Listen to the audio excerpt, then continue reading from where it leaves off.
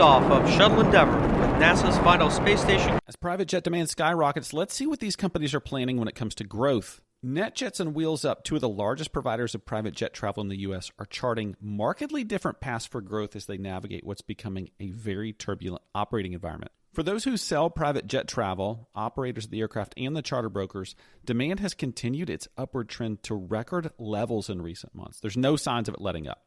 Argus TraqPak, which has been tracking monthly flight activity in North America since 2007, reported record flying in June and July with over 300,000 flights. It expects the trend to continue into the fall. Richard Coe is a managing director with WingX, which also tracks business aviation, and says the predicted upswing in business aviation activity this summer has exceeded expectations and is apparently unaffected by recent concerns about Delta variant. What should be every CEO's dream is instead creating some plop, plop, fizz, fizz days, especially on the front lines. Delays are roiling the system and aggravating customers who spend between $5,000 and $20,000 per hour to not be inconvenient. A survey in July of subscribers to Private Jet Card Comparisons, which is a buyer's guide to private aviation travel, found nearly 20% of respondents had experienced service letdowns in recent months.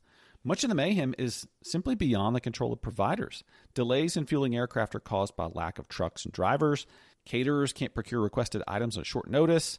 One large operator reported a 300% increase in complaints about ground transportation in June. When there is a mechanical issue, even if the part to fix it is available, MROs say that overnight shipments arrive late. Why is that? Well, expedited delivery services are overwhelmed with the online shoppers, and there are labor shortages everywhere. Peter Von Harden, vice president of Nicholas Air, which sells jet card memberships on a fleet it owns, says a simple fix on an airplane that used to take 1 or 2 days now takes 5 or 6. NetJets has taken delivery of 25 new private jets so far this year. It expects to spend around $2.5 billion to add another 100 by the end of 2022. In a long-tail industry where less than a handful of charter and fractional fleet operators have that many aircraft in total, it's clear the unit of Berkshire Hathaway is accelerating growth as month after month of record flying. Still, the industry leader put the brakes on sales during the past 90 days. First, it pulled its Classic Jet card. This is its most expensive card product. The Classic cards enable clients to book domestic flights in the continental U.S. with as little as 10 hours notice. Whether you were in New York or North Dakota, you could wake up in the morning and by the afternoon be boarding a NetJets aircraft to wherever there was a runway long enough to land.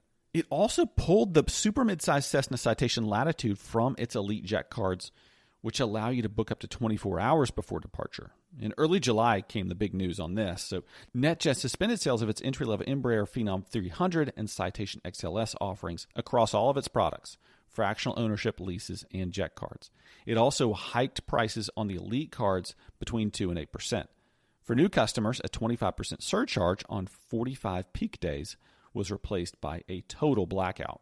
A spokesperson for NetJets says it doesn't have a date to restart sales of the paused programs. However, it's building a long wait list. On the flip side, WheelsUP, which recently started trading on the New York Stock Exchange after a SPAC merger, is ramping up sales.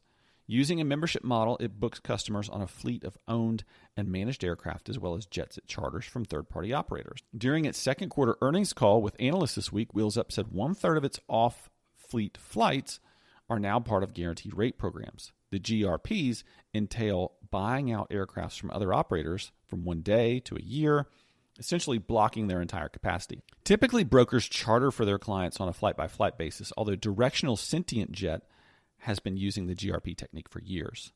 By gaining control of the aircraft schedule for extended periods of time, it gives the seller more flexibility to accommodate late bookings and deal with delays. WheelsUp chairman and CEO Kenny Dichter says GRPs were virtually zero at the beginning of the year. It's also providing extra incentives for owners of aircraft it manages to increase their availability for its members who pay up to $17,500 to join WheelsUp and then deposit up to $400,000 in funds that they can use like a debit card. Lead time to book ranges from 24 to 72 hours based on the type of aircraft, how much you deposit, and where in the country you're flying from. Dichter told the analyst, quote, "We've made the strategic decision to invest in the growth of our business while some industry participants are scaling back. This gives us even more conviction and confidence to pull forward." The company also upped its full-year sales forecast from $912 million to between $1.05 and $1.1 billion on surging demand. However, it cut its earnings estimate amid rising costs, including ensuring it has the bandwidth to fly members when they call. All right, so are you Team NetJets or Team WheelsUp?